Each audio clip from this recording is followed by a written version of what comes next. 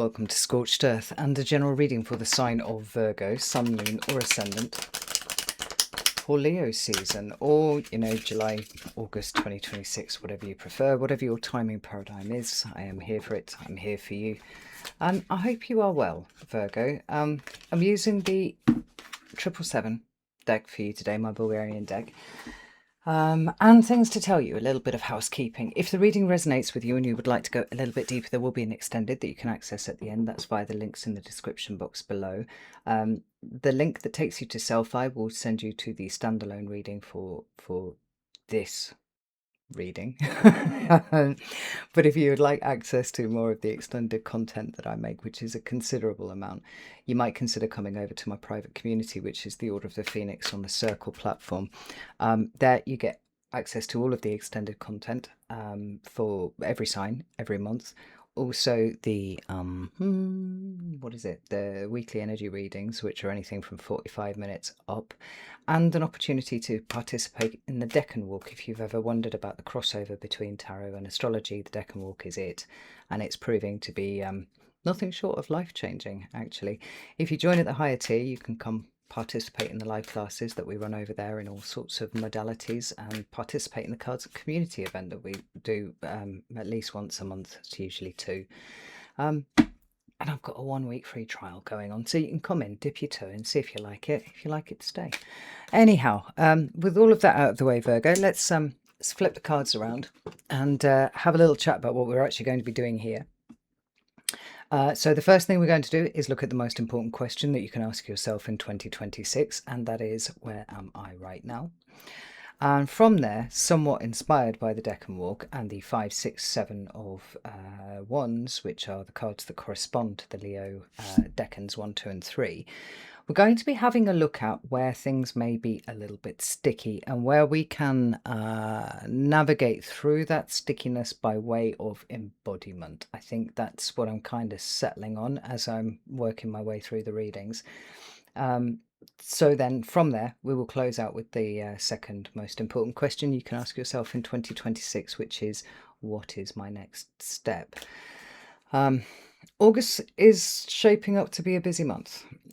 For no other reason, well, for many reasons, but the one that pertains to you specifically, Virgo, is the fact that we're going to get the South Node exiting your sign finally and shifting over into Leo. This should lead to a little bit, well, in an ideal world, there would be a period of recuperation after all that busy balancing, right? But obviously, whatever the Leo sector of your chart is what is now going to light up. So, I don't know. Let's have a look and see what the cards say before we say too much more. So, tell me where Virgo is right now, please. Where is Virgo? Okay, we'll take those. We've got 3 cards together. We've got the Queen of Wands, the King of Cups, and the King of Pentacles, which I actually have to say is a lovely set of cards to come out all together right there. It seems like the work of the South Node is done. We have the Judgment card, and one more, please, for Virgo. For Virgo, where are we at? Yeah, come on. Got to jump like you mean it. Well, okay, there we go. Right. This is ever such a lot of cards, Virgo. We have the 6 of Cups, we have the Magician, and we also have the Queen of Pentacles in reverse, which is very interesting indeed. And we've got the Temperance card at the bottom of the deck. Now, I've got the Triple Goddess out here to clarify if we should need it, but I mean, fuck me. We've got quite enough cards on the table as it is, right? So let's just have a little amble through this energy here, because there are 3 major arcana cards on the table. That is to say, the Judgment card, the Magician, and the Temperance card here. But I think the really important stuff is actually going on in the minor arcana for you. Like I said, the Queen of Wands, King of Cups, and King of Pentacles showing up together is a really rather lovely combination. That's speaking to a job well done, Virgo. I think we need to look at it that way. I know you're tired. I know that this last 18 months has been incredibly tiring for you, but something really tangible has been achieved in terms of understanding yourself and growing into yourself. I mean, the South Node transit creates space, right? It jettisons that which we no longer need, whilst balancing those things that are of a higher spiritual nature within ourselves, right? It is I guess, the shedding of the skin somewhat. And the queens help us understand whatever suit they represent. So in terms of the Queen of Wands here, what we've got is a state of understanding what your underlying motivations are, the reasons why you do things. For me, the questions of what, why, when, how, yeah, all those kind of things, they're very much the preserve of the queens, because it is that processing that the queens do and the information that they then hand over to their corresponding kings that results in some kind of action. So we've got an understanding of underlying motivations, drives, passions, the reasons why we do things, that has been handed over to these two kings here, King of Cups and King of Pentacles, which means that there is a different way that you are looking at the path ahead, underpinned by I don't know, I like to use the word maturity for the kings, but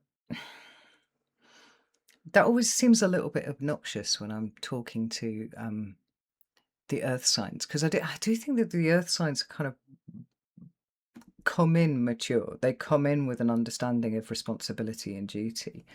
And the suggestion that they may mature, um, it makes it sound like it's something that it's not. I mean, what we're talking about is a refinement process whereby perhaps what we have learned is to not take so much responsibility for others, not take so much responsibility onto ourselves for circumstances and situations that are out of our control, but also recognizing where sometimes we are our own worst enemies, in so much as that higher level of precision, that higher level of perfection that we're always after, is a stick of self-flagellation. North Node in Pisces, your nodal, well, it's not necessarily your nodal opposition, right? But the opposition of the North Node to whatever you have in Virgo was really trying to push for a level of fluidity. And the fact that we've got this King of Cups here means that there is an emotional fluidity now where there was not one before. And the combination of these three cards together, like I said, it does feel like what is in front of you has changed, whether that's very subtle or whether it's actually been something a little bigger than that. It seems like what you want from your life moving forwards is considerably different to what you wanted 2 years ago. Now, things change, circumstances change, even people change, right? The passing of time does tend to do that to us. But when you've been through quite a tiring transit, such as you have, Virgo, it's not a surprise when we come out the other end and go, do you know what? My priorities, whether they've been conscious or unconscious, have actually been a little bit off. And the thing that's been missing in the middle of all of that is the fact that I'm allowed to rest. I'm allowed to give myself permission not to worry or panic about things, right? I'm allowed to do that. And although that seems like a very simple thing to arrive at, it is quite often the really, really simple things that elude us when it comes to our own personal work. It's the conditioned responses that we believe are the underpinning structure of reality, that have us flagellating ourselves and exhausting ourselves. And then there's a moment where we go, I could just not do that.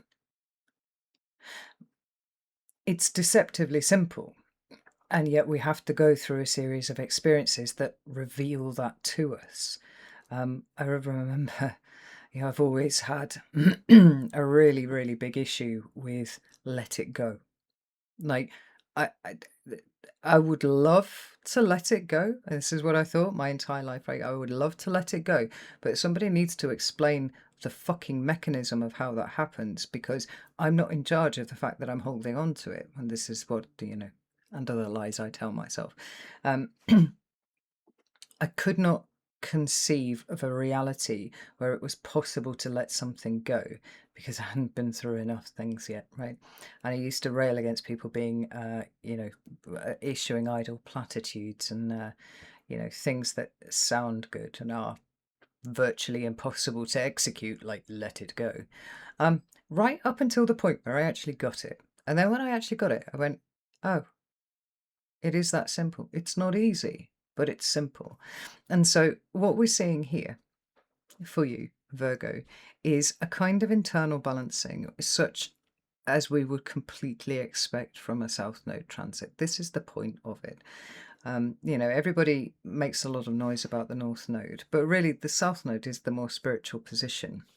It's the one where the wisdom is. The North Node is hungry, ghosty. It drags. It's insatiable. We've got to go this way. But the act of balancing out what is useful and what is not, what is for your higher good and what is not, what you have evolved beyond, and recognizing that and then letting that go, that's a deeply spiritual thing and a very wise thing, and not easily done. Without some kind of corresponding experiences, which I'm fairly certain you have had. So I'm going to just jump over the judgment card for a second and look to these other cards here. Six of Cups, Magician, and the Queen of Pentacles. Now, with some people, I could look at this and recognize a moment of doubt showing up, right? There's something that somebody is wanting to create, there's something that someone's wanting to manifest, there's a particular kind of reality that they want, and then suddenly the Queen of Pentacles is in the reverse and it's like, I don't even know if I can do this. But given that we're coming off the back of the South Node having been through your sign, what I feel is that what this is talking about is the recognition of the life that you have tried to create for yourself, that you didn't realize you could do it a different way. All right, sometimes Virgo, there can be a rigidity around you, a rigidity that comes from you, actually. And just as I could not conceive of a reality where it was possible for me to let something go, I just didn't have the framework to understand what that could possibly mean. I feel like that's possibly what you're starting to see about yourself, what has been the case for yourself for quite a long time. And so this Queen of Pentacles, rather than this moment of doubt and this, oh shit, have I even made the right decision? It feels more like it's you understand now that what was previously valuable to you and previously valuable in terms of what you were trying to build for yourself and create for yourself was coming from a place that you don't live in anymore. This Six of Cups is the past. It's the hold of the past over us. It can be, the only real thing about it is that it's not recent. So it can be your childhood. It can be past life experiences. It could also be your position as a child, or in fact, if you have children, right? It could be the influence of all of those factors on you here. But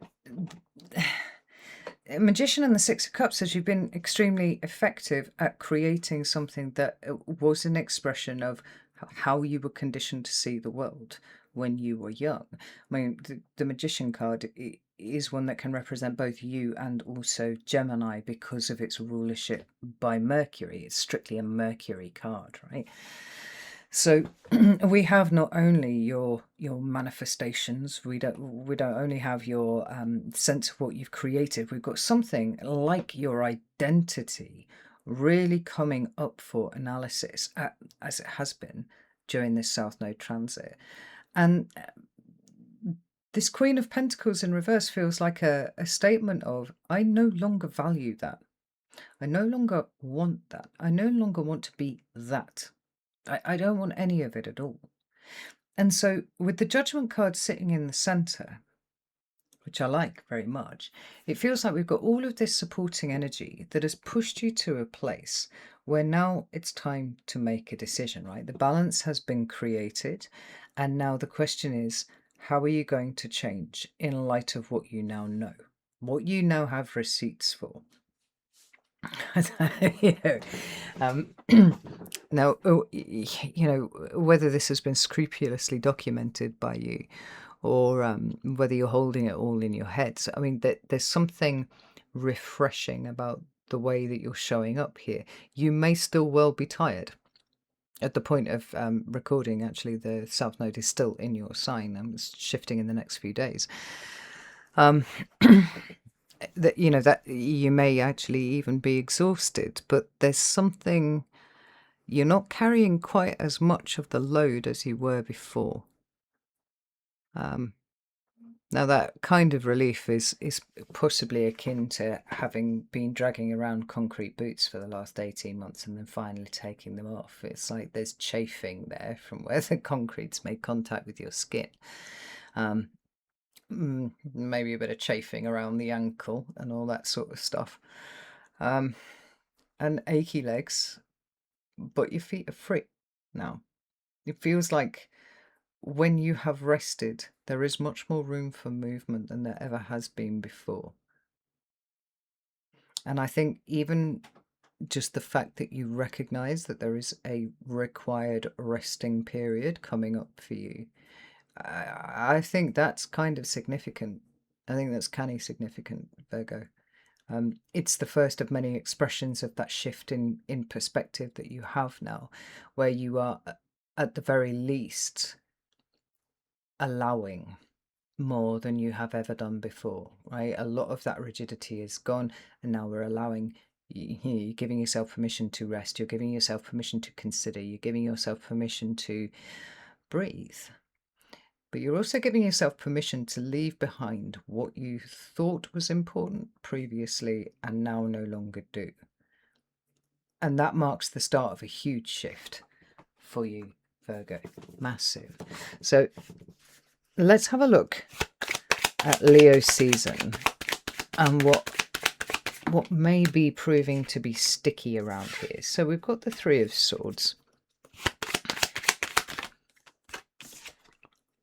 We've got the Ten of Pentacles. Goodness, and we got that one flew right off here. Three of Pentacles.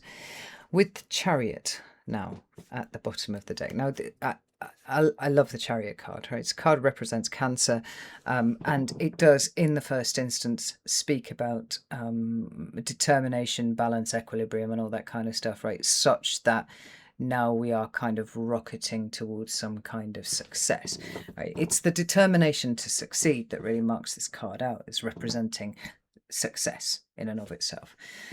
But it talks to more than that as well, because it really is the card of know thyself. And it's a card of being able to gather up the polarities of you and then harness them. We're talking about, meeting your shadow, meeting the bits of you that you would rather not see, but also recognizing where you've buried a lot of your gold in there. Now, I think that, having spoken briefly about the idea of identity coming up is quite important for you, and then having the Chariot card coming up here, it feels like there's a point of integration where there's a lot of information now. There's a lot of you that is kind of drifting around at the moment. It's not quite anchored because we're going for a less rigid approach to everything, right? That is going to need a little bit of time to unpack. It feels to me, feeling like it feels a little bit like when Pluto moved off my ascendant finally in November 2024, and I was expecting this, big sigh of relief, and certainly a little less of the intensity that I had experienced for the last, 15, 16 years before that. And I didn't really get it. What I got was Pluto shifting into my second house, which brought an intensity all of its own. But part of the process of understanding what Pluto is doing there is unpacking a lot of the stuff that was going on while Pluto was on my ascendant, right? So it's almost like shifted the intensity round, but we're very much in the unpacking phase, and I feel like that's what it is.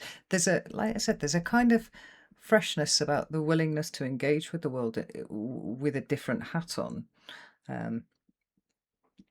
for you.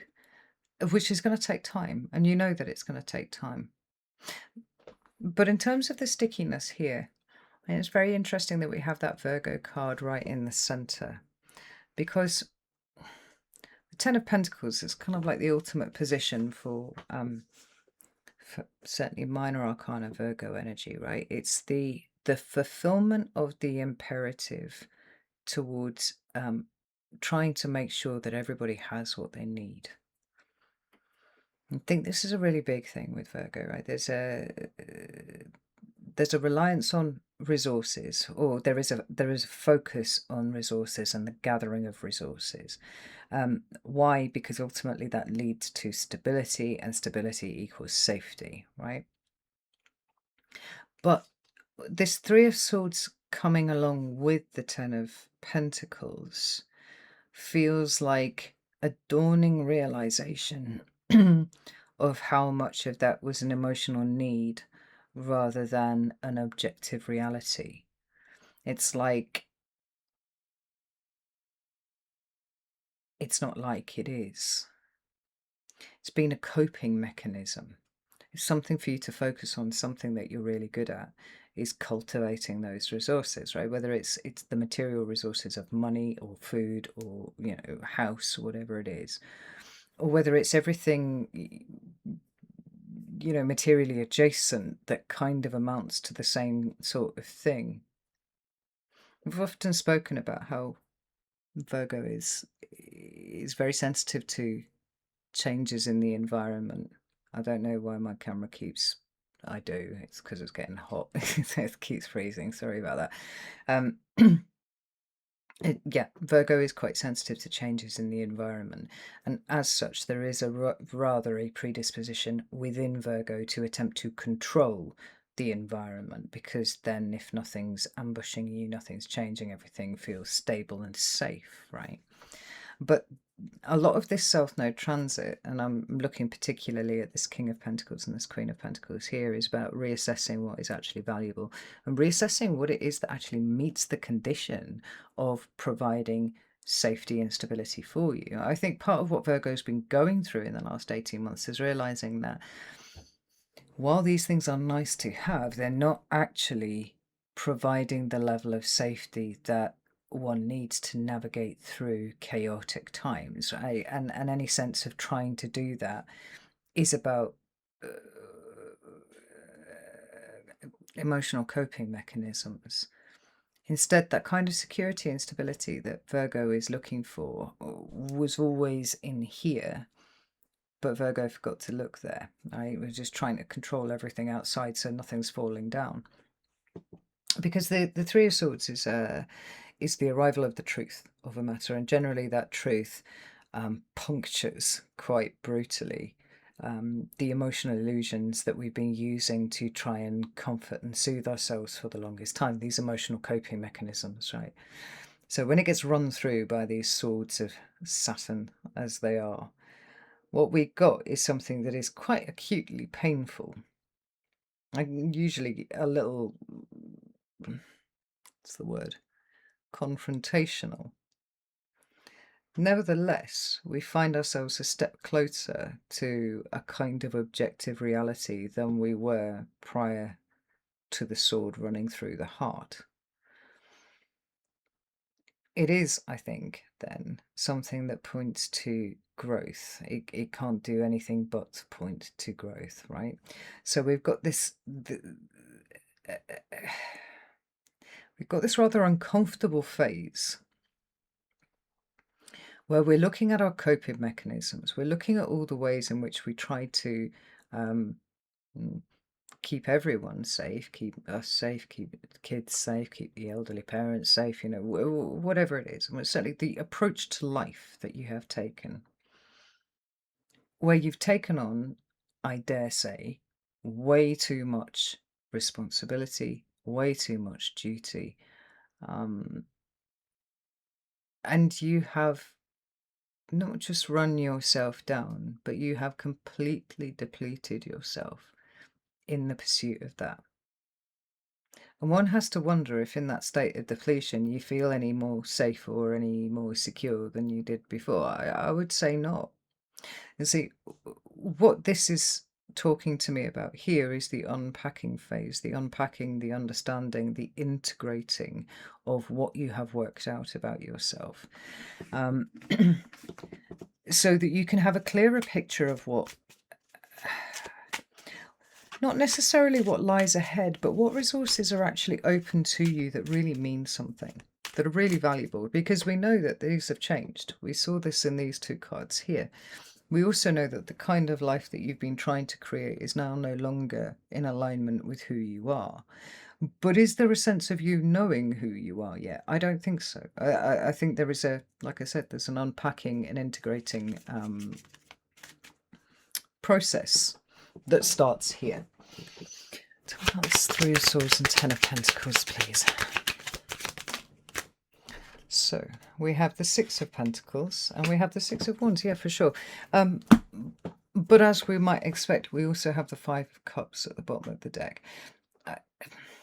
It's not unusual to see the Three of Swords and the Five of Cups coming up together, because there is when we lose the illusion, when we start to see things as they more naturally are,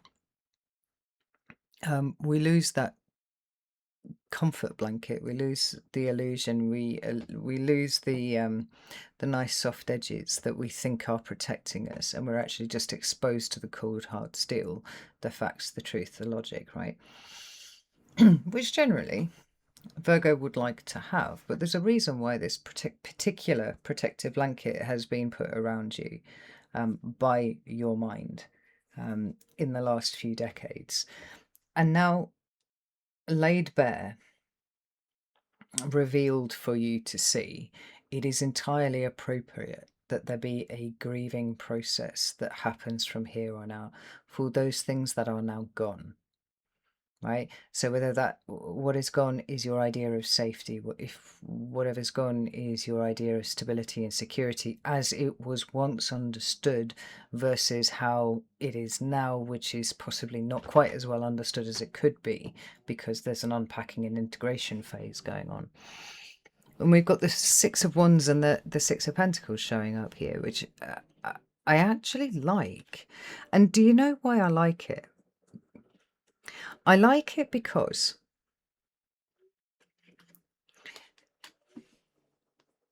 these two sixes and this Three of Pentacles over here, and actually to some extent also the Ten of Pentacles itself, although that's a kind of special case on its own, there is a kind of togetherness that we're seeing here. There's a push towards the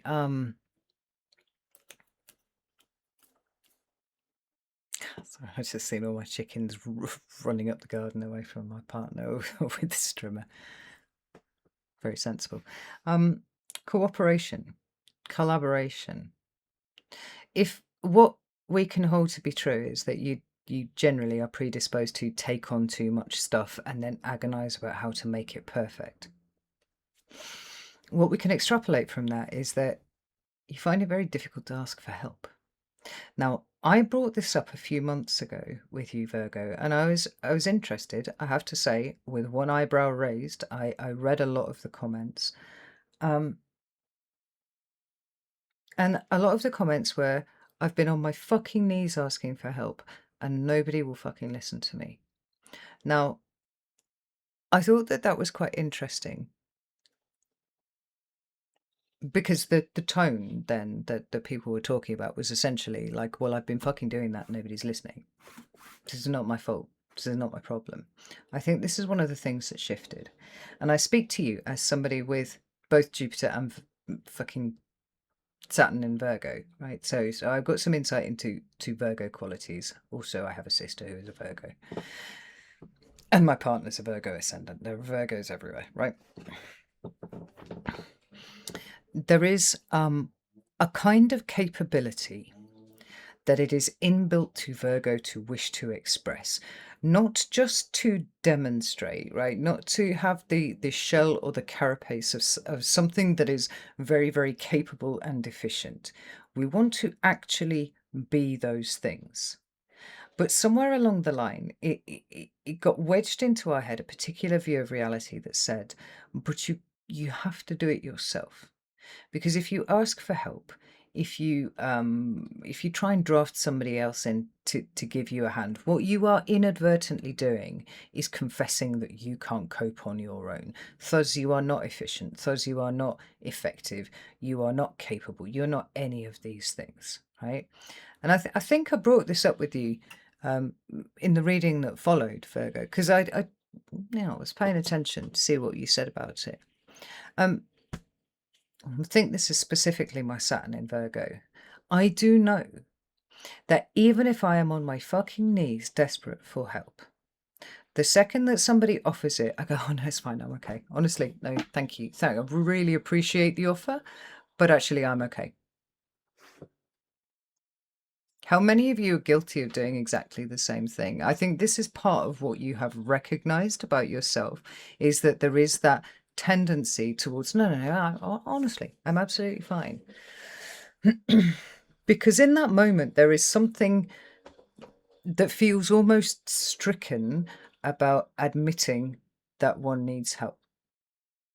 And we've got to rebuff it immediately. Now, some of you who are possibly a little more wise than I might recognize what you're doing in that moment and then go, do you know what? There probably are a couple of little things that you could do to help that would really help me out a lot. I don't know about you, but I'm not quite there yet. I'm definitely not quite there yet. Because this underlying emotional bubble doesn't have to be, the protective mechanism doesn't have to be, well, I'm just great at everything. I mean, that's not what this is about. It's not, I have to be the best. It's that there is a grief associated, for whatever reason, with asking for help, receiving help, maybe having the fact that you've asked for help be weaponized back at you, right? There's something emotional that sits underneath there that means even when it's offered, you won't take it to its full extent, if you take it at all. And more likely than not, you would just say, no, I'm fine. I'm just being a bit, just being a bit dramatic. I'll be absolutely fine.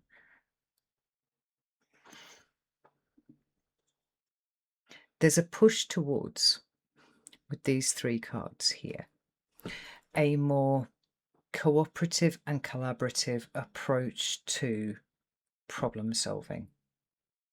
Because where the fuck is it written that you have to do it all yourself? The circumstances within which that were true don't exist anymore.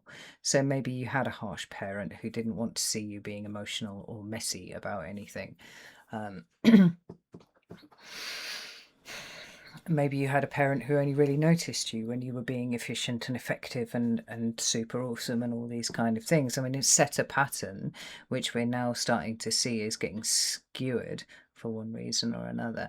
And now there's a recalibration phase that's going on that says, I need to understand that, oh God, I'll tell you what my partner said to me once. I fucking very nearly threw the kitchen table at him, but only because he was right. He said, asking for help doesn't mean that you're giving up, Carrie. It means the opposite. And I was like, oh. If I could have picked up the kitchen table and lobbed it at him, I probably would have done. Because I hate it when somebody pokes me right in my shadow and they're right. Well, I hate it a little less nowadays, but I certainly didn't like it at that point, right? And this is really good. This is what I mean. There's something softer going on here, which is fine. But let's not pretend that it is easy to leave a lifetime's worth of conditioning behind. We're not skipping off into the sunset being, oh, woohoo, I feel like I can fly now. I've got these concrete boots off my feet. It's like, fuck me, I've punished the shit out of myself my entire fucking life. The one person that I should be able to rely on, which is me, to look after me, I've done a pretty crappy job, actually. I've exhausted myself. I've expended energy I didn't need to expend. I've expended mental energy I didn't need to expend. And all the time, what was going on underneath was just a desire for that security, stability, that safety.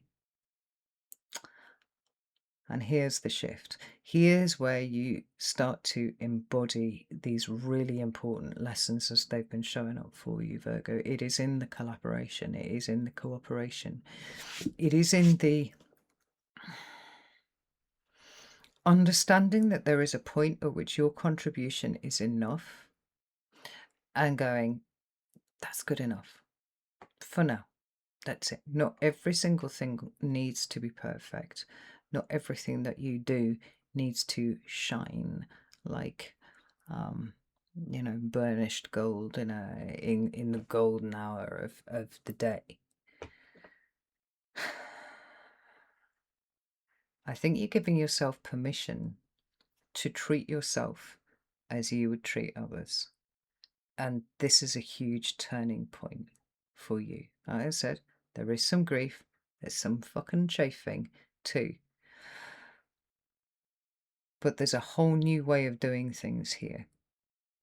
And if we let everybody do their bit, if we let people show up and do their bit, it does actually reduce the stress levels on you. It reduces the exhaustion on you. And it's a little nicer to wear your skin, Virgo. And that can only be a good thing. There's a lot more that can be done when people are working together.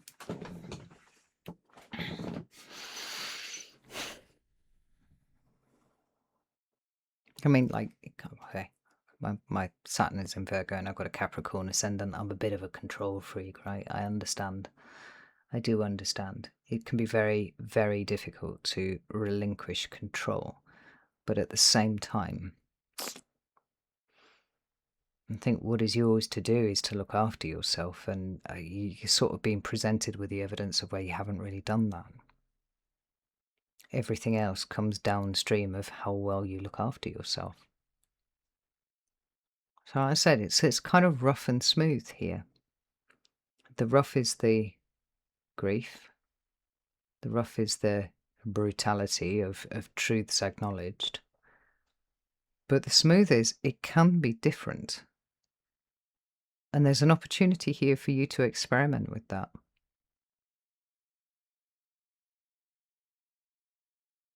A sense of safety that you're looking for being internal. There's something approaching peaceful beginning to emerge out of this, Virgo. What is Virgo's next step, please?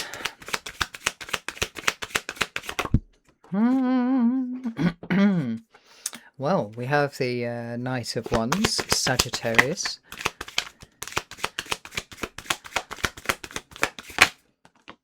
We have the Page of Wands, lovely. One more card for Virgo, please. And we have the Eight of Cups. Seven of Wands. You know, when I was talking about the Deccan walk, right, in terms of what's messy and what we can navigate through successfully in order to, hit the embodiment bit and start to, be brave enough to move outside of our comfort zone. I was talking almost specifically to the 5, 6 and 7 of Wands. And we've got the 6 of Wands here. We know what successful looks like for you, and it's you working alongside in an equal level other people. It's not you taking on everything and doing it all yourself. It's working alongside other people. Cooperation and collaboration. But here we have, in terms of your next step, here's where the Seven of Wands shows up. Here's where the bravery and the courage shows up. And it's situate yourself in the now, right now. Not in, what's a year away from here, even 6 months, a month away from here. Like, what's going on today, right now? Not what was going on yesterday or the day before or 10 years ago or 20 years ago. Like, where does the land lie right now as part of the recalibration process? And that is exactly what this is with the Eight of Cups being there. It's almost asking you to take stock of where you actually are. Feel your way into what it is to be you now versus the very well-worn grooves of your brain in terms of what your identity is and what you must do and all that kind of thing. It's like open yourself up to simply experiencing being you now, because it is different. And it's taking you down a new path. Now, I feel like the Eight of Cups, the emotional baggage that often the Eight of Cups represents, is actually here.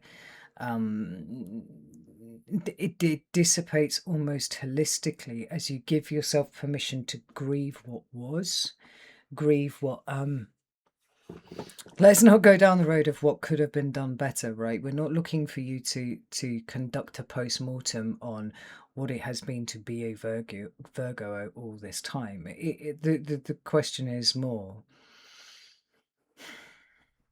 there are stuck emotions here, and I'm going to let them go, right? Stuck emotions, letting them go. This is holistic when you give yourself permission to just feel it and let it go. And it is that simple. It's not that easy, but it is that simple. Whilst simultaneously also situating yourself in the right here, right now, who is around, what new energy can I take forward, because I am getting ready to move forwards. I mean, that is a brave position for you to take, Virgo. It really is. But I think you're ready for it. It might be difficult to tell now because you are so tired, you are so exhausted, but I think you're going to recover from that a little faster than you think. I mean, the energy of the South Node usually by this point has all but dissipated. We have a peak at the ingress, we have a peak at the, kind of midpoint. But by the time we get to the midpoint of the nodes, unless they're aspecting, a particular planet, um, once we get past the midway point, which is usually about 9 months in, then that energy is abating. It's starting to dissipate. It's just starting to kind of dissolve away, because we understand the mission that we've been given.